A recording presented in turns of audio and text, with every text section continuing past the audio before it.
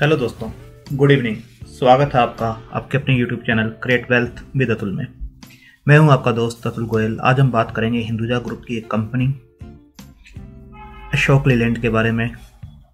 अच्छा मोमेंटम में है ये स्टॉक, किस प्राइस पे चल रहा है, कितने टारगेट्स दे सकता है, ब्रोकरेज के क्या टारगेट्स हैं, हमारे क्या टारगेट्स हैं, कितना डाउन साइड है, क्या रिस्क रिवार्ड रेशो बनता है, किस टाइप के इन्वेस्टर्स को लेना चाहिए, ऑटो सेक्टर कहाँ जा सकता है, कमर्शियल व्हीकल्स की क्या डिमांड रह सकती है आने वाले टाइम में, उसके ऊपर हम डिस्कस करेंगे। इस कंपनी के साथ क्या प्रॉब्लम्स हैं उसको भी हम डिस्कस करेंगे, और ये कैसे प्रॉब्लम्स रिड्यूस हो रही हैं या इम्प्रूव कर रहे हैं अपने आप को, उसके ऊपर भी हम डिस्कस करेंगे। तो स्टार्ट करते हैं अशोक लीलैंड से।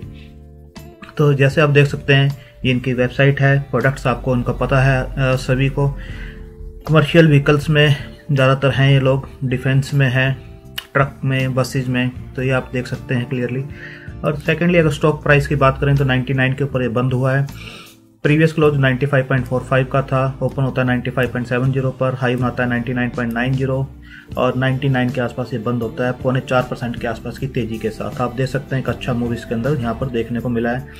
5 डे का भी आप देखेंगे तो अच्छा मूव है, और 1 मंथ में देखेंगे तो एक कंसोलिडेशन के अंदर आपको नजर आएगा। 100 का पहले भी टच किया था 16 दिसंबर को, उसके बाद डाउन जाता है 91 के आसपास और अगेन उसी लेवल के ऊपर पहुंचता हुआ आपको नजर आ रहा है। अब इसके अगर मार्केट कैप वगैरह की बात करें तो 29,000 करोड़ की ये कंपनी है, मिड कैप कंपनी है। डेट 16,000 करोड़ के आसपास का डेट है। डेट टू इक्विटी 2.30% बनता है, जो कि एक मेजर कंसर्न है इसके लिए। अगर बुक वैल्यू को देखें 24.8 है, करंट प्राइस जो है 99 का है, प्राइस टू बुक वैल्यू 3.99 की बनती है। 4 टाइम्स ये अपनी प्राइस बुक वैल्यू पे काम कर रहा है। ROCE को देखेंगे, रिटर्न ऑन कैपिटल एम्प्लॉयड, तो 8.85% का है। ROE देखेंगे, रिटर्न ऑन इक्विटी, तो 5.8% के आसपास का नजर आता है। डिविडेंड यील्ड 0.5% के आसपास का डिविडेंड यील्ड है। फेस वैल्यू 1 के ऊपर है। 52 वीक हाई देखेंगे तो 102 का है, और लो जो है ऑलमोस्ट 34 के आसपास का है। तो चार्ट के ऊपर देखते हैं, जो स्टॉक है 200 DMA के ऊपर काम करता हुआ आपको नजर आएगा। जब इसने क्रॉस किया था 17 अगस्त को 62 रुपीज का 13% डिलीवरी के साथ सिर्फ, और उसके बाद जो है स्टॉक अपने 200 DMA के ऊपर ही काम कर रहा है, और एक अपवर्ड मूवमेंट में आपको क्लियरली विजिबल होगा कि एक अपवर्ड मूवमेंट में है। अगर क्वार्टर ऑन क्वार्टर इसकी सेल्स को देखें तो ये डिक्रीज होती हुई आपको नजर आएगी। जून 2018 में 7100 करोड़ की थी, जो अब 3800 करोड़ के आसपास की है। जून में बिल्कुल डिप होकर 1500 करोड़ के आसपास की थी। ओपीएम जो है 14% के आसपास बने हुए हैं, और अभी 15% के आसपास हैं। ऑपरेटिंग प्रॉफिट देखें तो 1000 करोड़ जो हुआ करता था वो 580 के आसपास है। जून में जो था 119 के आसपास था, कोविड के इम्पैक्ट की वजह से। प्रॉफिट्स देखेंगे जो पहले 443 करोड़ के जो प्रॉफिट्स थे, जो जून में डिप होके हो गए हैं -409 के, और अब सितंबर में थोड़े इंप्रूव होकर -123 के आसपास हैं। उससे पहले के क्वार्टर्स में देखेंगे तो आप हमेशा ये कंपनी प्रॉफिट में रही है, बट कोविड की वजह से जो सेल्स पे इम्पैक्ट आया है उसकी वजह से दोनों क्वार्टर में इसने माइनस में दिखाया है, नेगेटिव दिखाया है। अगर ईयर ऑन ईयर देख लें तो 11,000 की जो सेल्स 2014 में हुआ करती थी, अभी 21,000 के आसपास की सेल्स है इनकी। ओपीएम देख लें, पहले हमने क्वार्टर देखे थे, एनुअली देखें 3% से इंक्रीज होकर 15% के आसपास इंप्रेसिव जो है ग्रोथ दिखाई है। ऑपरेटिंग प्रॉफिट को देखें 370 करोड़ का जो हुआ करता था 3200 करोड़ के आसपास का, बट मार्च 2019 की बात करें तो सेल्स के नंबर भी 33,000 करोड़ के थे, और ऑपरेटिंग मार्जिन 15%, ऑपरेटिंग प्रॉफिट 4800, तो काफ़ी अच्छा था मार्च 2019। बट उसके बाद मार्च 20 में कहीं ना कहीं जो ऑटो सेक्टर में प्रॉब्लम्स आई हैं उसकी वजह से ये भी स्टॉक जो है डिप में जाता हुआ नजर आया है। नेट प्रॉफिट देखेंगे तो -164 करोड़ से ये पॉजिटिव में आए हैं 337 करोड़ के आसपास का, जो कि मार्च 2019 में मैंने बताया पहले काफ़ी अच्छा साल रहा है इनके लिए। 2000 करोड़ के आसपास का इनका प्रॉफिट्स था। अगर बुक्स के ऊपर डेट को देख लें तो 8500 करोड़ की जो डेट 2014 में थी वो अब इंक्रीज होके मार्च 2020 की बात करें तो 22,000 करोड़ तक पहुंच गई थी, जो कि अब थोड़ी सी कम होकर 16,000 करोड़ के आसपास की नजर आती है। सितंबर 2020 में 6,000 के आसपास की ये कम हुई है। तो रिजर्व को देखेंगे तो 3700 करोड़ के जो रिजर्व थे वो 7,000 करोड़ के आसपास के रिजर्व नजर आते हैं। एसेट जो 17,000 करोड़ के थे वो 37,000 करोड़ के आसपास के एसेट्स नजर आते हैं। तो बुक्स पे जो है जो डेट नजर आ रही है वो एक मेजर कंसर्न है कंपनी का, उसके ऊपर इनका फोकस होना चाहिए, वो भी हम देखते हैं अभी। अगर डेप्टर डे की बात करें तो 30 डेज का जो था वो रिड्यूस होकर 25 दिन का हो गया, जो कि काफ़ी अच्छा है कंपनी के लिए। इनको इस चीज़ के लिए इंटरेस्ट पे लोन्स नहीं लेने पड़ेंगे और इंटरेस्ट नहीं पे करना पड़ेगा अगर अपना ही पैसा ये सर्कुलेट करते हैं कैपेसिटी एक्सपेंशन वगैरह के लिए। शेयर होल्डिंग पैटर्न की बात करें तो प्रमोटर के पास 51.27 की थी तो ऑलमोस्ट इसके आसपास ही ये प्रमोटर होल्डिंग इन्होंने बना रखी है, हल्की सी इंक्रीज हुई है बट ऑलमोस्ट सेम ही है। FII की बात करें तो 22% से रिड्यूस होकर 14.60 के आसपास है। DIA की बात करें तो इन्होंने स्टेक इंक्रीज किया है, 11.43 से इंक्रीज करके 17.56 के आसपास किया है। पब्लिक शेयर होल्डिंग की बात करें तो 14.61 से इंक्रीज हुई है 16.23, थोड़ी सी मार्जिनल इंक्रीज होती हुई नजर आ रही है। बट शेयर होल्डिंग पैटर्न की ओवरऑल बात करें FII, DI और प्रमोटर्स का, तो स्ट्रॉन्ग हाथों में शेयर्स हैं और अच्छा शेयर होल्डिंग पैटर्न नजर आता है। हिंदुजा ग्रुप आप देख सकते हैं, इसके अंदर Hinduja bank, Hinduja automotive limited 35% के आसपास स्टेक इसके अंदर है, तो स्ट्रॉन्ग हाथों में शेयर्स हैं, अच्छे पैटर्न नजर आते हैं। मेन कंसर्न है इसका डेट का, तो डेट को लेके मैनेजमेंट का क्या फोकस है उसे भी हम देख लेते हैं। ये अभी 10 नवंबर के आसपास की न्यूज है। Ashok Leyland aim to be debt free in 2 years, तो ये बहुत अच्छी न्यूज है। अगर ये डेट फ्री हो जाती है तो इनके प्रॉफिट मार्जिन आपने देखे, बहुत अच्छे मार्जिन पे ये काम कर रहे हैं, ऑपरेटिंग प्रॉफिट भी अच्छा रहा है। बट जो डेट है वो सारा का सारा जो इनका ऑपरेटिंग प्रॉफिट है वो खा रही है, तो नेट प्रॉफिट जो होते हैं वो बहुत कम बच रहे हैं। तो अगर ये 2 साल में ये डेट फ्री हो जाते हैं जैसे इन्होंने बताया है, Ashok Leyland aim to be debt free in 2 years, ये बहुत अच्छी कंपनी बनती हुई आपको नजर आएगी। आप देख सकते हैं कि इनका कहना है कि is expected to be a debt-free company in 2 years as it expects a pickup in volume for the third quarter of FY21, top company executive said। तो ये देख सकते हैं एक अच्छी न्यूज है और आने वाले टाइम में ये कैसे रिफ्लेक्ट होती है शेयर प्राइस में वो भी हम देखेंगे। कुछ इन्होंने अपने डेट को रिड्यूस भी किया है, आप देख सकते हैं यहाँ पर कि company brought down its net debt by 1100 crore, तो कुछ रिड्यूस किया है जो कि डेट टू इक्विटी रेशियो 0.6 से 0.5 के आसपास से लेके आए हैं और आगे इनका प्लान है कि अगले 2 साल में इसको डेट फ्री करना, तो ये एक अच्छी न्यूज हो सकती है। Ashok Leyland to sell small stake in EV arm for up to $300 million, तो ये सब कुछ जो होता है इस टाइप की जो सेल होते हैं छोटे छोटे स्टेक्स में, वो डेट को रिड्यूस करने के लिए किए जाते हैं। तो देख सकते हैं आप कहीं ना कहीं कंपनी की प्लानिंग है डेट को रिड्यूस करना और ये अच्छा मूव हो सकता है। अब आप देख सकते हैं ये कल की न्यूज है 1 जनवरी की, Ashok Leyland share surge after sales jump 14% in December में इनकी जो सेल्स जो आई है वो 14% का हाइक बिल्कुल नजर आता है।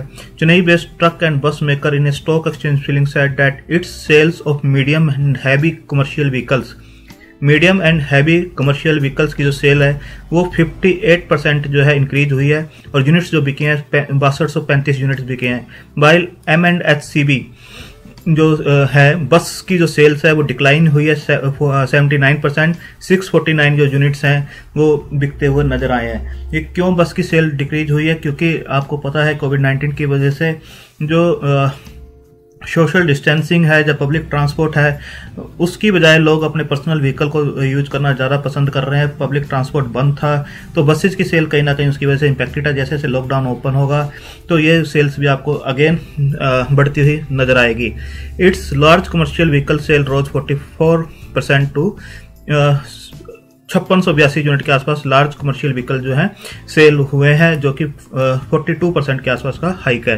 तो आप देख सकते हैं कि बसेज की जो डिमांड है उसके अंदर जरूर एक डिप नजर आता है, बट ओवरऑल ये भी आगे आते हुए टाइम में अच्छा राइज करेगा। आप देख सकते हैं volume uptick in FY22 to drive revenue margin gain for Ashok Leyland. ये अभी की न्यूज है, इनको पूरी उम्मीद है कि आने वाले जो क्वार्टर्स होंगे उसके अंदर जो वॉल्यूम्स हैं इनके बढ़ते हुए नजर आएंगे। इनके मार्जिन्स जो है ये अगेन इससे भी अच्छे मार्जिन्स पे काम करते हुए नजर आएंगे। तो आप देख सकते हैं the company is expected to gain market share lead by higher tonnage trucks, जो एक अलग से सेगमेंट है हाई टनेज ट्रक्स का, उसके अंदर जो मार्केट शेयर गेन करते हुए नजर आएंगे। तो इनको पूरी उम्मीद है FY22 इनके लिए काफी अच्छा रहने वाला है। अशोक लीलैंड इंट्रोड्यूसेस 2 पैसेंजर बस मॉडल्स इन सऊदी अरबिया। ये अभी की रिसेंट की न्यूज है, इन्होंने 2 नए मॉडल्स जो है सऊदी अरबिया में लॉन्च किए हैं। बस के पैसेंजर बसेज के 2 मॉडल्स वहाँ निकाले हैं। यहाँ से इनको काफ़ी उम्मीद है कि इनके रिवेन्यूज बढ़ते हुए नजर आएंगे। इनकी काफ़ी डिमांड्स है वहाँ पर जो बताया जा रहा है। अशोक लीलैंड के जो टारगेट्स हैं, ब्रोकरेज हाउस के टारगेट्स भी हम देख लेते हैं। ये 21 दिसंबर की न्यूज है। ICICI डायरेक्ट ने जो इस पर टारगेट्स दिए हैं, ICICI डायरेक्ट ने जो इस पर टारगेट दिए आप देख सकते हैं। अशोक लीलैंड टारगेट 120, यहाँ से भी मतलब 99 के आसपास शेयर काम कर रहा है, 100 के आसपास, तो 120 का भी अगर लगाते हैं तो 120% अपसाइड ये इजीली नजर आता है आपको। तो 120 के टारगेट्स ICICI डायरेक्ट ने दिए हैं। उसके बाद आप देख सकते हैं कि यहाँ पर शेर खान को 38% का ऊपर का जो है लेवल्स नजर आते हैं। तो इसके अंदर आप देखेंगे कि शेर Khan has arrived at A price target of ₹131 on Ashok Leyland. आप देख सकते हैं 131 रुपए के टारगेट्स यहाँ दिए जा रहे हैं, यानी 31% की अपसाइड अभी भी इनको नजर आती है। इसके बाद आप देख सकते हैं कोटक का भी जो टारगेट्स हैं वो पहले 95 के था, अब इन्होंने बढ़ा के 115 के आसपास कर दिए हैं। तो इनको भी 15% के ऊपर के अभी भी टारगेट्स जो है नजर आते हैं। इसके बाद हम चार्ट के ऊपर डिस्कस करते हैं कि किस टाइप से ये शेयर काम कर रहा है और क्या इसके टारगेट्स बनते हैं ऊपर के। तो एक बार हम ट्रेंड लाइन को जरूर ड्रा करेंगे कि किस टाइप से ये शेयर काम कर रहा है। आप देखिए ये जो रेजिस्टेंस लाइन है जिसको मैंने ड्रॉ किया है, इसके ऊपर आके स्टॉक जो है बार बार रेजिस्टेंस फेस कर रहा है। और अगर लो साइड के अंदर भी हम एक लाइन ड्रॉ करें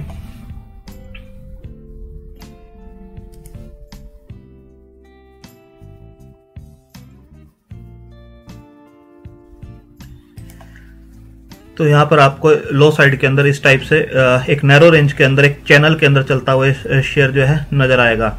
अब शेयर की अगर बात करें, इसने जब इस लेवल को क्रॉस किया था तो उसके बाद से इसके अंदर अच्छी तेजी बनती हुई नजर आई है। आप देख सकते हैं जब इसने इस लेवल को क्रॉस किया था, जो इसका पहले से रेजिस्टेंस चलता आ रहा था, आपने देखिए यहाँ पर इसने रेजिस्टेंस फेस किया था, यहाँ पर फिर अगेन रेजिस्टेंस फेस किया, यहाँ पर फिर अगेन रेजिस्टेंस किया और यहाँ कोविड टाइम पे ये नीचे आया है। उसके बाद शेयर जहाँ से बढ़ना स्टार्ट हुआ है, एक चैनल के अंदर बढ़ना स्टार्ट हुआ है, जो अपना रेजिस्टेंस ये फेस कर रहा था 4-5 बार से, यहाँ से इसने इस पे अगेन रेजिस्टेंस फेस किया और इसे यहाँ पर क्रॉस करते ही देखिए किस टाइप से ये ऊपर चढ़ता हुआ नजर आ रहा है आपको। तो अब एक अप ट्रेंड में स्टॉक बिल्कुल नजर आता है। जो टारगेट्स इसके बनते हैं बिल्कुल 120 और 25 के आसपास के बिल्कुल टारगेट्स इसके बनते हैं। 120-22 के आसपास स्टॉक बिल्कुल जा सकता है। एक अप ट्रेंड के अंदर स्टॉक ये बन चुका है। अप ट्रेंड का स्टॉक भी हम देख लेते हैं किस टाइप से अप ट्रेंड के अंदर नजर आता है। सबसे पहले हम सुपर ट्रेंड को लगाते हैं तो आप देखेंगे कि स्टॉक जो है एक अप ट्रेंड के अंदर है और यहाँ पर जो रेजिस्टेंस फेस कर रहा है 104 रुपए के आसपास का इमीडिएट जो रेजिस्टेंस है उसको फेस कर रहा है। अगर 104 को ये ब्रेक करता है तो 118, 100 और 122 के बीच में ये स्टॉक आपको जाता हुआ नजर आएगा। पैराबोलिक सार को भी हम एक बार लगा के देखते हैं कि पैराबोलिक सार पे हमें किस टाइप से ट्रेंड्स नजर आते हैं। पैराबोलिक सार पे आपका जो लो साइड बताया गया है वो 87-88 का बताया गया है कि स्टॉप लॉस जो नियर टर्म के जो ट्रेडर्स हैं, शॉर्ट टर्म के ट्रेडर्स हैं, उसको 87-88 के आसपास का एक स्टॉप लॉस रख के इसमें काम करना चाहिए। अपसाइड 118-120 इजीली बनती है। बट जो लॉन्ग टर्म के इन्वेस्टर जो आने वाले ऑटो सेक्टर जो 21 और 22 बताया जा रहा है कि ऑटो सेक्टर के नाम रहने वाला है, इसके अंदर अच्छी तेजी हो सकती है। और कंपनी जैसे जैसे डेट अपनी रिड्यूस करेगी, इसका फंडामेंटल चेंज होंगे, रिवेन्यूज अच्छे आने स्टार्ट होंगे इनके, तो बाय ऑन डिप की पॉलिसी इसके अंदर रख सकते हैं। 88 के आसपास अगर ये शेयर जाता है किसी भी करेक्शन के अंदर तो बिल्कुल इसके अंदर बने रहा जा सकता है और इमीडिएटली ही आपको ये 30% के आसपास तो रिटर्न देता हुआ नजर आएगा। और अगर लॉन्ग टर्म के लिए आप इसे रखते हैं तो 155-160 के टारगेट्स ये आपको निकाल के दे सकता है। एक और ATR को भी हम लगा के देखते हैं।